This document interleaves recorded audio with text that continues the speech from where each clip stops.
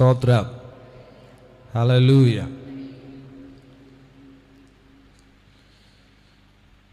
పరలోకంలో యోహాను గారిని ఆత్మను దేవుడు పరలోకమునకు ఆయన తీసుకెళ్ళాడు. ఆయన ఒక దర్శనాన్ని చూస్తూ ఉన్నాడు.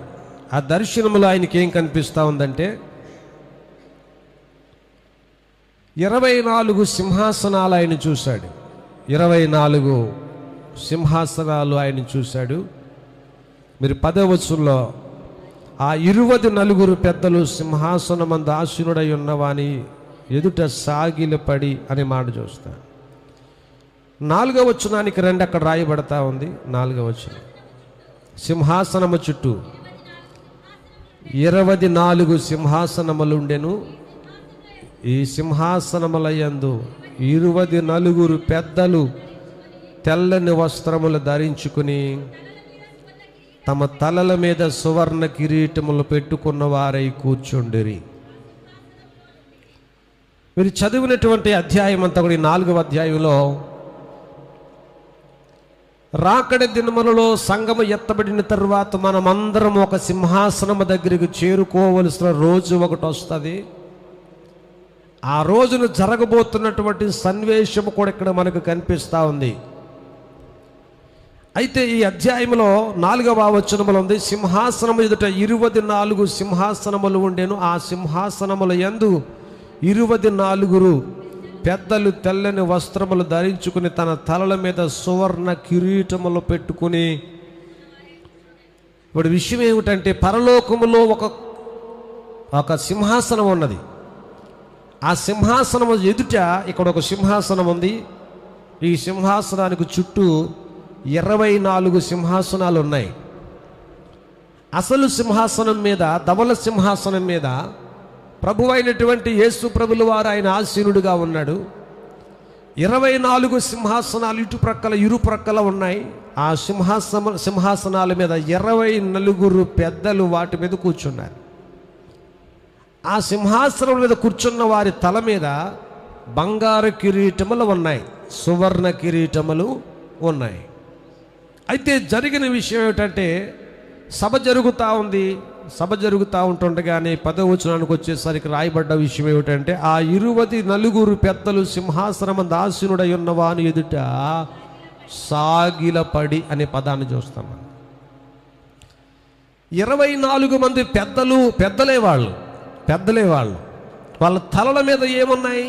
బంగారు కిరీటములు ఉన్నాయి. తీర్పు తీర్చుటకు వారు సిద్ధంగానే ఉన్నారు. అయితే జరుగుతున్న విషయం ఏమిటంటే తల మీద ఉన్నటువంటి బంగారు కిరీటాలు పెద్దలు, నాయకులు, అధికారులు, ఏలుబాటు చేసేవారు, తీర్పు తీర్చేవారు వారే అయినప్పటికీ కూడా ధవల సింహాసనం మీద కూర్చున్నటువంటి యేసు ప్రభులు వారు ఎదుట ప్రభును చూసినప్పుడు అంటే వారు సాగిలపడిరి అని రాయబడ్డాలి. సాగిలపడిరి. దేనికి వారి సాగిలపడుతూ ఉన్నారు? ధవల సింహాసనం మీద కూర్చున్నటువంటి యేసు ప్రభులు వారు ఎదుటి వారు ఏం చేయబడ్డారంటే వాళ్ళు సాగిలపడి సాష్టాంగ సింహాసనం దిగి సింహాసనం మీద నుంచి కిందకు వచ్చి వాళ్ళు ఎవరికి వారే ఆ ప్రభు ఎదుటి వారు సాగిలపడ్డారు అని రాయబడ్డాది.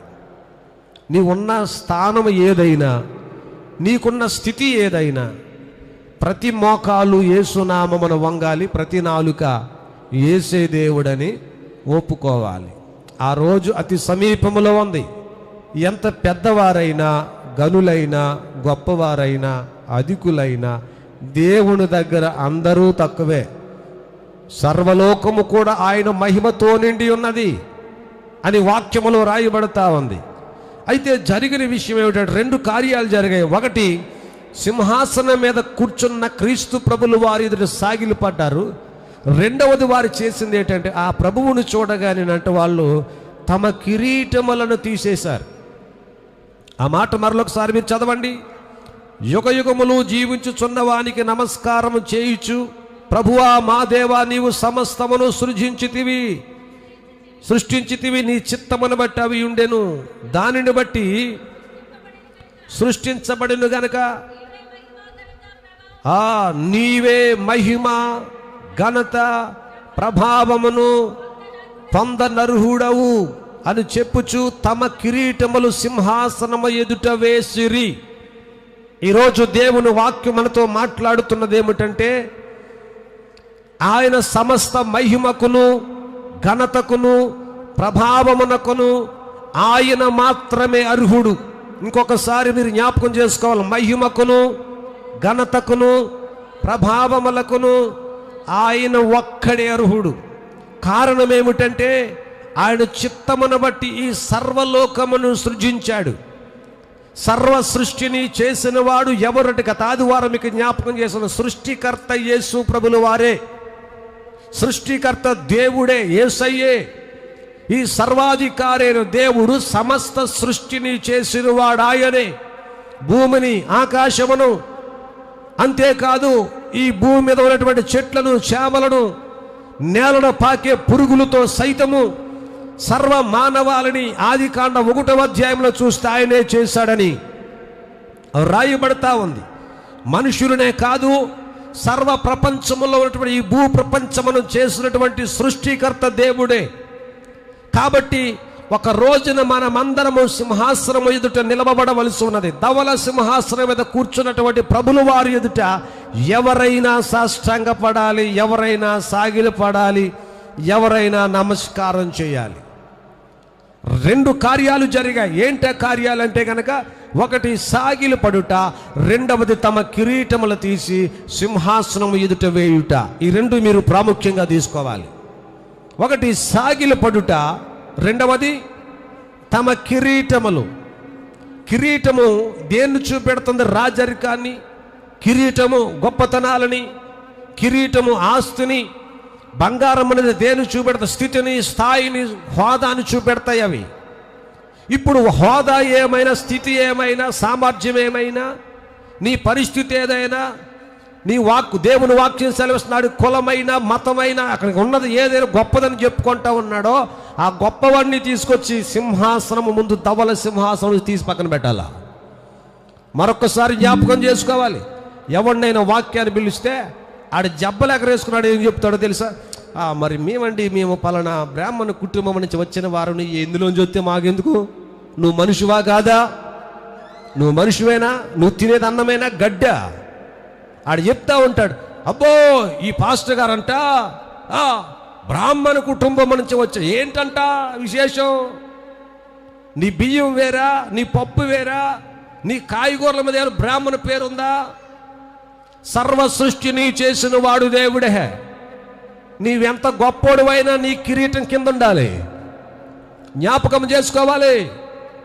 ఒకటి, దేవుడి సింహాసనం ముందు ఎవడైనా సాగిలి పడవలసిందే. రెండవది, నీకేది గొప్పదని నువ్వు విర్రవీగిపోతా ఉన్నావో అది తీసుకొచ్చి సింహాసనం ముందు కింద పెట్టాలి.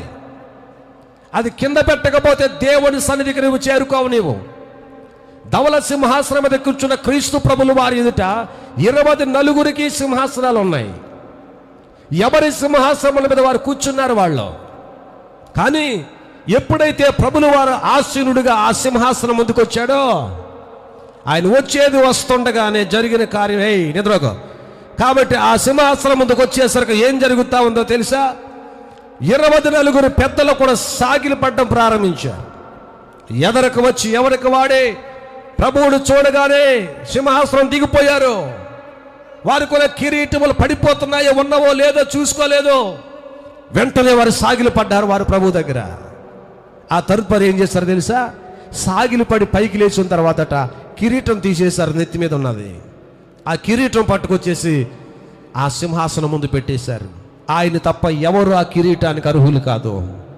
ఆ కిరీటం ఆయన ముందు ఎవరు ధరించకూడదు. ఏదైనా కిరీటము ధరించుకోవలసి వస్తే యేసు మాత్రం ఆ కిరీటానికి అర్హుడై ఉన్నాడు. ప్రకటన గ్రంథంలో 12వ అధ్యాయంలో రాయబడుతున్నట్లుగా, ఇదిగో నేను ఒక తెల్లని 14వ అధ్యాయం ప్రకటన గ్రంథంలో అంటాడు, నేను ఒక దర్శనాన్ని చూశాను. ఏంటి ఆ దర్శనము?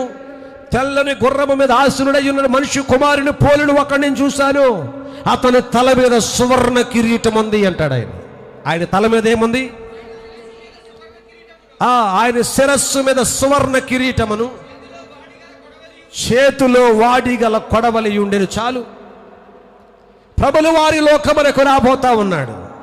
ఎలాగు రాబోతున్నాడు ఆయన? ఆయన తెల్లని గుర్రము మీద ఆసీనుడై, ఆయన తల మీద బంగారు కిరీటం, సువర్ణ కిరీటము ధరించుకుని ఆయన రాబోతున్నాడు. వచ్చేటప్పుడు అంట ఆయన చేతిలో వాడిగల కొడవలి ఆయన చేతిలో ఉంది. ఎందుకుందో తెలుసా? ఆయన చేతిలో ఉన్న కొడవలి భూమి మీద వేస్తే భూమి మీద ఉన్న పైరంతయు కొయ్యబడుతుంది అని రాయబడింది. భూమి మీద ఉన్న పైరు అంటే అర్థం ఏమిటంటే సంఘము రక్షించబడిన వారు. ఈ భూప్రపంచంలో దేవుని సంఘం అంట ఆ కొడవలి భూమి మీద వేయగానే భూమి మీద ఉన్న పంట అంతయు కూడా కొయ్యబడుతుంది. అంటే సంఘం అంతా కూడా ఏమవుతుందో తెలుసా? సమకూర్చబడుతుంది. సంఘము సమకూర్చబడి ఇవి దేవుని యొద్దకు ఆ పంటను ప్రభువు తీసుకుని వెళ్ళిపోతాడు. దేవునికి స్తోత్రం కలుగును గాక. అయితే సర్వలోకమునకు రాజై ఉన్నాడని చెప్పటానికి ఆయన తల మీద ఆ కిరీటం కనపడతా ఉంది. ఆ కిరీటం ఆయన ఒక్కడికే ఉండాలి. కిరీటాలు మనకు ఉండకూడదు. దేవునికి స్తోత్రం కలుగును గాక. మన తలల మీద కిరీటములు ఉండకూడదు. ఏదైనా గొప్ప విశేషం ఏదైనా ఉంటే అది ఆయనకే చెందాలి. అందుకే చెప్తాడు, మహిమయు ఘనతయు ప్రభావమును పొందనర్హుడని చెప్పుచు. ఏమని చెప్తున్నారట? మరలా చెప్పండి. మహిమయు ఘనతయు ప్రభావమును పొందనర్హుడు. ఇంకొకసారి చెప్పాలి గట్టిగా అందరూ కూడా. మహిమయు ఘనతయు ప్రభావమును పొందనర్హుడు ఎవరు? మనము నమ్ముకున్న యేసయ్య.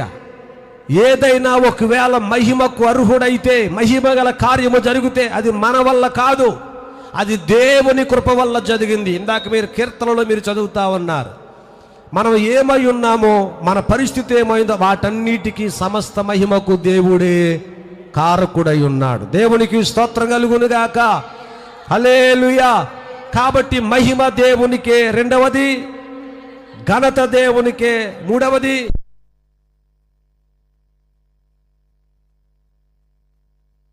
ఘనత, గొప్పతనము, గౌరవములు జరగవలసినవి ఏమైనా ఉంటే గనక అవి దేవునికే వెళ్ళిపోవాలి.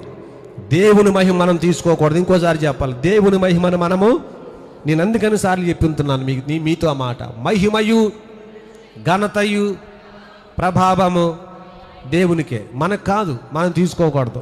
నేనే, నా వల్లే, నేను కాబట్టి, నేను లేకపోతే ఆ పదజాలాలు చచ్చిపోవాలి. పూర్తిగా ఆ కిరీటములన్నీ తీసి కిందెట్టాలి. నిజమే, ఆ మాట నిజమే. నీ వల్లే నీకు తెలివి ఉంది, బలం ఉంది, ధనం ఉంది, నీకు పలుకుబడి ఉంది కాబట్టి చేసావు, మంచిదే. కానీ అది మహిమ నువ్వు తీసుకోకూడదు. ఆ మహిమ దేవునికి ఇచ్చేయాలి. దేవునికి స్తోత్రం కలుగును గాక. ఆ మహిమ దేవునికి ఇచ్చేయాలి. అది నువ్వు తీసుకోకూడదు. ఈ బలం, ఈ తెలివి, ఈ జ్ఞానం, ఈ ధనం, ఈ కిరీటములు నీవు ఇచ్చినవే. పౌలు గారు అంటా ఉన్నాడు ఫిలిప్పీ పత్రికలో, నేను చెత్త, నేనంతే అన్నాడు. ఆయన చెత్త నిజానికి కాదు. యేసు ప్రభు శిష్యులు 11 మంది కంటే కూడా పౌలు గారు తెలివైనోడు, చదవరి, మేధావి, ఎక్కువ భాషలు వచ్చాయి ఆయనకి. పౌలు గారు అందుకే యేసు ప్రభుతో తిరిగినటువంటి శిష్యుల కంటే కూడా పౌలు గారు ఎక్కువ సంఘ స్థాపన చేశాడు. ఎందుకో తెలుసా? పౌలు గారికి జ్ఞానం ఉంది, తెలివి ఉంది, చదువు ఉంది, ఎక్కువ భాషలు వచ్చాయి ఆయనకి. ఆయన ఎవడు మాట్లాడలేడు. కానీ పౌలు గారు అంటా ఉన్నాడు ఫిలిప్పీ పత్రిక 3వ అధ్యాయం 10-11 వచనాల్లో, నేను పెంటతో సమానం అన్నాడు. సమస్తమును క్రీస్తు కొరకు నేను, చదవండి, ఏ విధము చేతనైనను మృతులలో నుండి నాకు పునరుద్ధానము కావాలని, ఆయన మరణము విషయములో నాకు సమానమైన అనుభవము కావాలని, ఆయన పునరుద్ధాన బలము నాకు రావాలని, ఆయన శ్రమలలో నేను పాలు పంచుకోవాలని, ఎరుగు నిమిత్తము సమస్తమును నష్టం చేసుకుని వాటిని పెంటతో సమానముగా ఎంచుకున్నాను. దేవునికి స్తోత్రం కలుగునుగా. సమస్తమును నేను పెంటతో సమానంగా ఎంచుకు. 2 మాటలు అన్నాడు, నష్టపరుచుకుని. దేవుని కోసం ఏమైపోయాడంట? నష్టపోయాడు. ఏం చేసుకున్నాడండి ఆయన? ఇంకోసారి చెప్పాలి, దేవుని కొరకు నష్టపోయాడు. ఎంతమంది ఉన్నారు నష్టపోయేవారు? ఒక గంట పని చేస్తే 200 వచ్చేస్తాయి, 300 వచ్చేస్తాయి, 500 వచ్చేస్తాయి. ఓ పూట పనిలోకి వెళ్తే 1000 వచ్చేస్తుంది. మధ్యాహ్నం చేయని వెళ్ళిపోవచ్చు, బల్లారాధన టైంకి వెళ్ళిపోవచ్చు, పాటలు అయిపోవడానికి ఆమెన టైంకి వెళ్ళిపోవచ్చు. ఈ టైంలో ఎంతో కొంత కలిసి వస్తుందన్న బ్యాచీలు ఉండరా? ఇక్కడ కాకపోతే ఎక్కడైనా ఉండరా? క్రైస్తవంలో లేరా? ఆ సమయం వరకు కొట్లాడి దొల్లి పరిగెట్టుకొచ్చే వాళ్ళు ఉండరా? దేవుని కొరకు ఎప్పుడు నష్టపోయావు నీవు? అసలు దేవుని కొరకు నష్టపోయిన రోజులే ఉన్నాయి నీ బ్రతుకులో. పౌలు గారు అంటా ఉన్నాడు, ఆయన మరణములో నాకు సమానమైన అనుభవం రావాలి. అంతేకాదు, ఆయన పునరుత్థానము ఎలాగుందో, ఆయన పునరుత్థానుడిగా ఎలా లేచాడో, ఒక రోజు నేను చచ్చిపోయినా కానీ అలా లేచిపోతాను పైకి. దేవునికి స్తోత్రం కలుగునుగా. అందుకే ఈ ప్రయాస. క్రైస్తవ జీవితంలో ఉండే ప్రయాస ఏంటో తెలుసా? మరణం అనేది ఒక రోజు నాకు వస్తుంది, నేను చచ్చిపోతాను. నా యేసయ్య ఎలాగైతే పునరుత్థానుడిగా లేచాడో, నేను కూడా లేకపోతున్నాను ఒక రోజున. అందుకే ఈ కిరీటం నాకొద్దు, ఈ గొప్పతనాలు నాకొద్దు. అరే శిష్యులారా, 11 మంది యేసుపోతే తిరిగి ఏమి నేర్చుకున్నారా? మీ అందరికంటే వెనకాల రక్షణ పొందారు. చూసావా ఎన్ని సంఘాలు కట్టేశాను అన్నాడు ఆయన? అనలేదు. ఆయన ఏమన్నాడు? సమస్తమును నేను నష్టపోయాను, అంతేకాదు సమస్తమును క్రీస్తు కొరకు నేను పెంటతో సమానంగా ఇచ్చు. నా గొప్పతనాలు, నా గౌరవాలు, నా చదువు, నా విద్య, నా తెలివి, నాకున్న మేధస్సు, అవన్నీ తీసి కింద ఆడేశాడట. సింహాసనం ముందు దిగాలి, సింహాసనం ముందుకు మన గొప్పతనాలు కింద పడిపోవాలి. ఆయన ఎచ్చాలి, మనము తగ్గిపోవలసింది. ఆయన ఎచ్చవలసి ఉన్నది, చెప్పాలి, మనము తగ్గిపోవలసి ఉంది. ఆయన నామమే పైకెత్తబడాలి. ఏదైనా జరిగితే దేవుడే సమస్త మహిమకు అర్హుడు.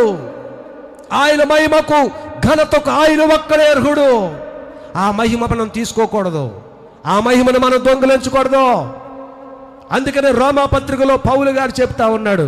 రోమిలికి రాసిన పత్రికలో మనం చూస్తూ ఉంటాం, పరిశుద్ధ బైబిల్ గ్రంథాలు ఉన్నారు. 1వ అధ్యాయం 23 వచ్చిన, అక్షయుడకు దేవుని మహిమను క్షయమకు మనుషుల యొక్కయు పక్షుల యొక్కయు చతుష్పద జంతువుల యొక్క పురుగుల యొక్కయు ప్రతిమా స్వరూపములుగా మార్చిరు. అంతే ఉంది. బైబిల్ తిరగజేస్తున్నారు, చిరిగిపోద్ది, ఏమి లేదు ఇంకా అక్కడ, అంతే ఉంది. దేవునికి స్తోత్రం కలుగునుగా. కొంచెం ట్రివిల్ పెంచు. అక్కడ రాయబడ్డ పదజాలం ఏమిటంటే, అక్షయుడకు దేవుని మహిమ. ఎవరి మహిమ? ఇంకోసారి చెప్పాలి మీరందరూ కలిసి. అక్షయుడకు దేవుని. తెలుగు బాగా మనకు అందరికి వచ్చా? తెలుగు రాదు, అది రాదు, ఇది రాదు, ఏది రాదు, మనకి బూతులు ఒకటే వస్తాయి. అక్షయుడకు దేవుని మహిమ. ఇంకోసారి చెప్పండి. అక్షయుడు. అక్షయం అంటే అర్థం ఏమిటి? అక్షయుడు. మీరు ఏ జిల్లాలో ఉన్నారా మీరు? ఇది ఆంధ్రానా అమెరికానా? చెప్పాలి ఇంకోసారి. అక్షయుడగు నాశనము కానిది. అక్షయం అంటే పాడవనది, నాశనము. క్షయం అంటే పాడైపోయేది, నాశనం. ఈ తెలుగు మండిపోను, ఎక్కడ చదువుకుంటున్నారా మీరు? అక్షయుడగు దేవుని మహిమ. ఇప్పుడు నాశనము కానటువంటి దేవుని మహిమను తీసుకొచ్చి దేనికి మార్చేశారట? క్షయమగు మనుషులు. ఎవరంట? క్షయమగు మనుషుల యొక్కయు. ఏరా అంటే అవతార పురుషుడు అని కాదు, గుడ్డు పురుషుడేం కాదు. అవతారం ఎందుకు ఎత్తుతాడైనా? యేసు ప్రభుల వారు నాలాగా ఎత్తుతాడా గెటప్? నేను నాశనం అయిపోతాను ఒక రోజున. నాకు ఇవ్వబడిన ఆయుష్కాలం కొంతే ఉంది బైబిల్ గ్రంథంలో. నా ఆయుష్కాలం ముగించబడితే కన్ను మోస్తాను. కానీ యేసయ్య కన్ను మోయుడు. ఆయన మృతుడైతుడు కానీ సజీవుడై తిరిగి లేచిన వాడైన. దేవునికి స్తోత్రం కలుగునుగాక. ఆయనకు మరణము లేదు, దేవునికి మరణము ఉండదు. పౌలు గారు అదే అంటాడు, నేను చచ్చిపోతానని నాకు తెలుసు, కానీ చచ్చిపోయినా కానీ యేసయ్య ఎలాగైతే పునరుద్ధానుడైపోయాడో, నేను కూడా ఒక రోజున ప్రభు రాకడలో కడబోర ఊదినప్పుడు నేను కూడా పునరుద్ధానుడిగా లేగాలని ఈ ప్రయాస. అందుకే నష్టపోతా ఉన్నాను, అందుకే సమస్తం పెంటతో ఎంచుకుంటా ఉన్నాను. ఈ లోకం శాశ్వతం కాదు. ప్రభు వస్తూ ఉన్నాడు, వచ్చేయడానికి నా గొప్పతనాలు, నా కిరీటాలు, నాకున్న ఘనతలు ఇవేవి పరలోకం తీసుకెళ్ళాం. ఇప్పుడు మన భారతదేశంలో ఉన్నటువంటి సాంప్రదాయం ప్రకారంగా భారతదేశంలో మేమనండి బేమలో ముందు లైన్లో మేమంటాం, పెద్ద పేరు ముందుగా అంటాడు ఆయన. దేవునికి స్తోత్రం కలుగునుగా. ఆ ధవల సింహాసనం ముందుకు వచ్చిన తర్వాత రండి తీర్పు రోజున చెప్పేసరికి ఇప్పుడు మనం చెప్తున్నట్లుగా ఆ మాత్రం సంచేసుకుని, ఏ మాత్రం పిలగేసుకుని, నేనే ముందు లైన్లో వస్తా, మా వెనకాలేమో చచ్చేతలు పండ్ర ముందు అంటాడు ఆయన. దేవునికి స్తోత్రం కలుగునుగా. ఎవరురా మీరు? ఎవరు మీరు? దేవుని మహిమను దొంగిలించిన దొంగ ఎదవలేళ్ళ. దేవునికి స్తోత్రం కలుగునుగా. మహిమ ఆయన తీసుకోవాలా? మహిమ ఆయనకి వెళ్ళాలి. మహిమని వీళ్ళ దొంగిలిస్తున్నారు, మనుషులకు మార్చేస్తూ ఉన్నారు. మహిమను ఏ మనిషి తీసుకోకూడదు.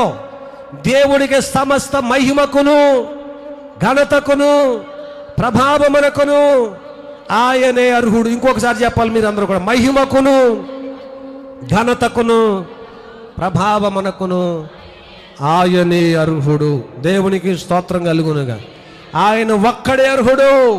సమస్త మహిమకు దేవుడే కారకుడు. ఆయన తీసుకోవాలి మహిమ. అలా వెళ్ళిపోదు. మహిమ ఎప్పుడు కూడా ఎవరికి రావాలి? దేవునికే రావాలి. ఇక్కడ అంటా ఉన్నాడు పౌలు గారు, క్షయమగు మనుషుల యొక్కయు చతుష్పద జంతువులు, అన్ని రకాల జంతువులకి వెళ్ళిపోయింది మహిమ. తర్వాత పక్షుల యొక్కయు. ఇప్పుడు రోడ్ల మీద ప్రజలు ఏం చేస్తున్నారు? దేవుని మహిమ తీసుకొచ్చి ఆవు కట్టేశారు. దేనికి? నేను పాత బస్తీలో హైదరాబాద్లో ఒకడు బండి మీద కూర్చొని మన ఫోన్ మాట్లాడుతాను. ఆ ఆవాడి చుట్టూ గిరగిర గిరగిర గిరగిర గిర తిరుగుతా ఉంది. అటు అడిగేసారు, అన్నాడు. వెళ్ళలేదు. మూడోసారి బండి దిగి ఎందుకని మంచిగా తిరుగుతుంది. ఆ చుట్టూ తిప్పి తిప్పి తిప్పి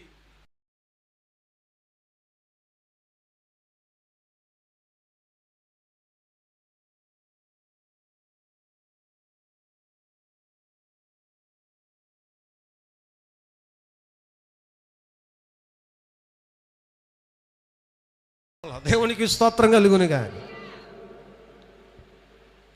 మహిమ దేవునిది, ఘనత దేవునిది, ప్రభావము దేవునిది. వెళ్ళిపోతే కుదరండి. ఈ ఆవులు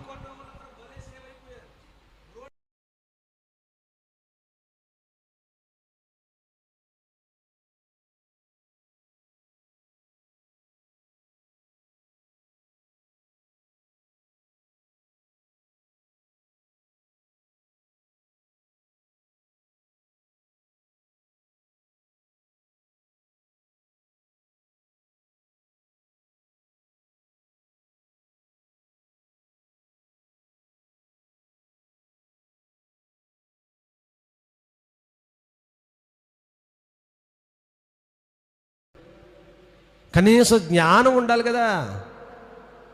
అన్ని గుడ్లట్టుకెళ్ళి పుట్టలో వేసేసి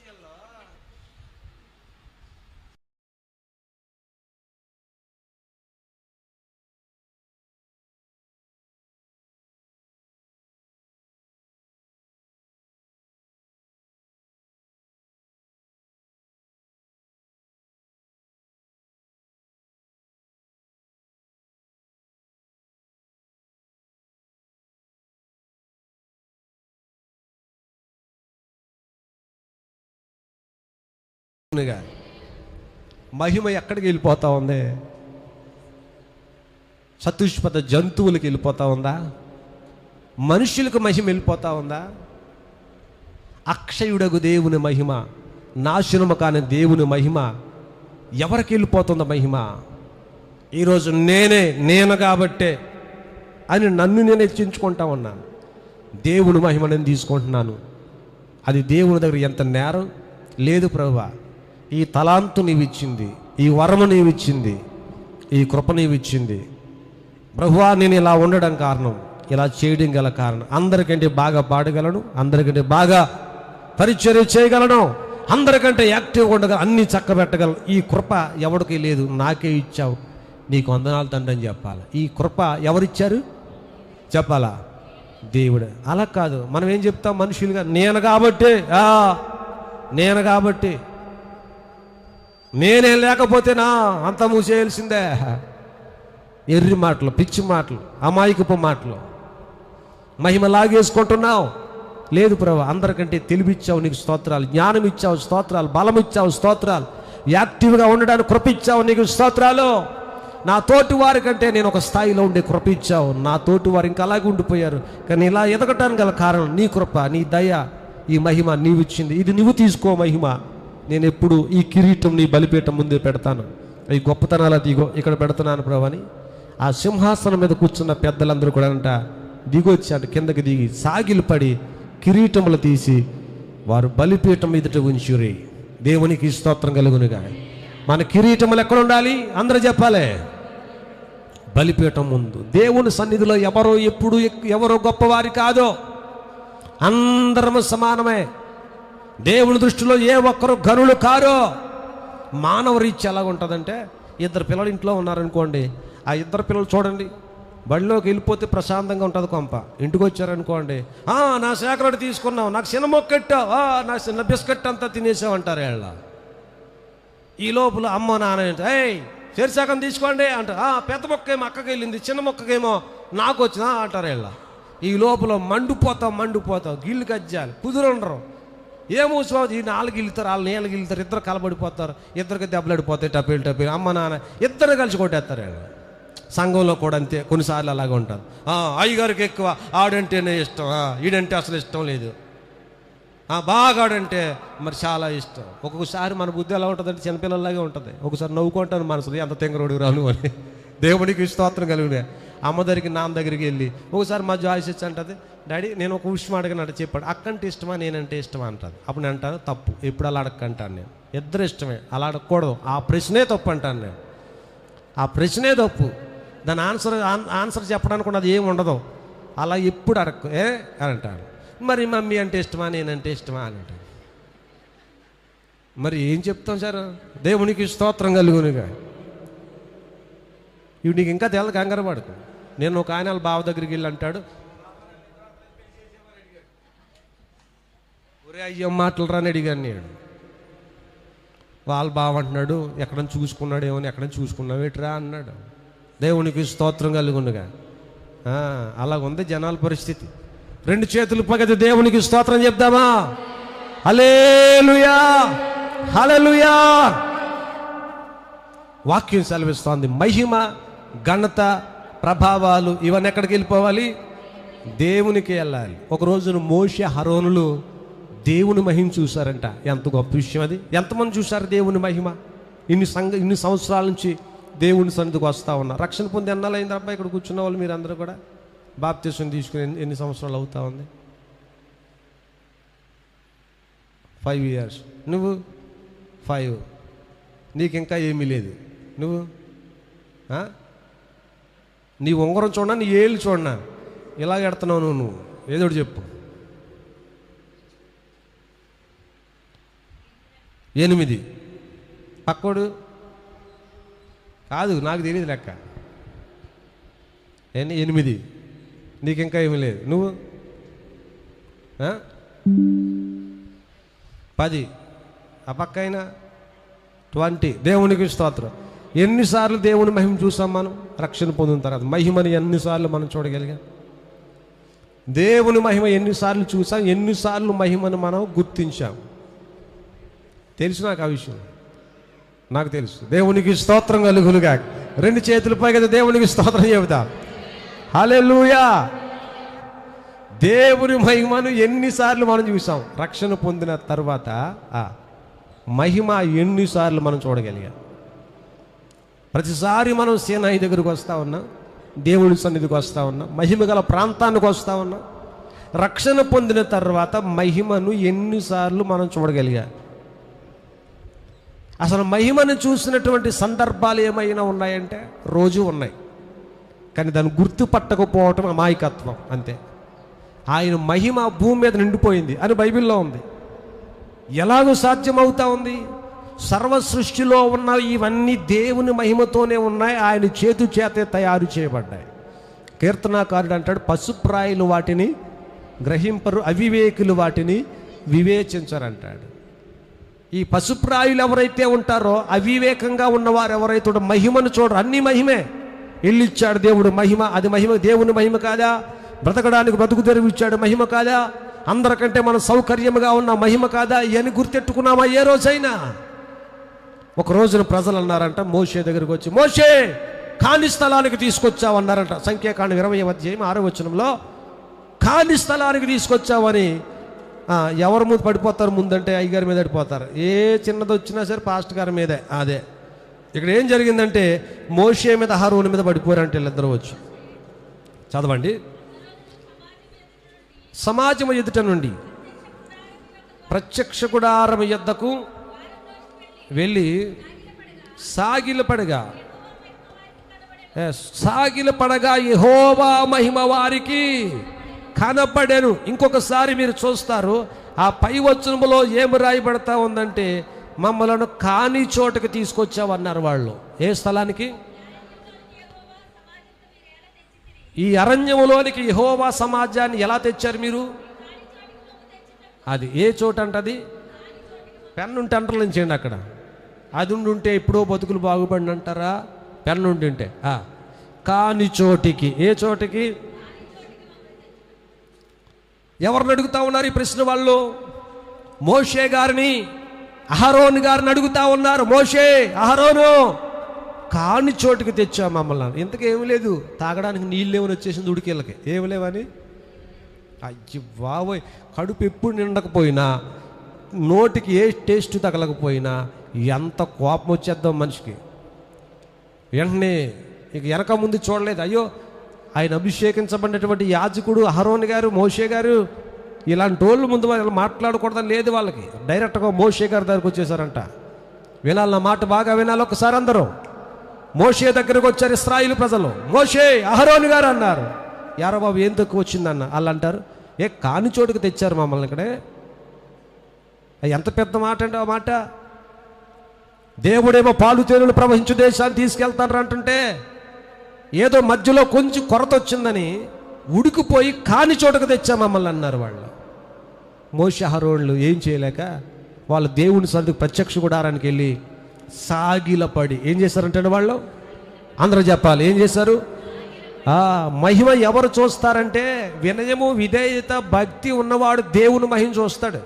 తగ్గించుకుని సాగిలు పడిన వాడు దేవుని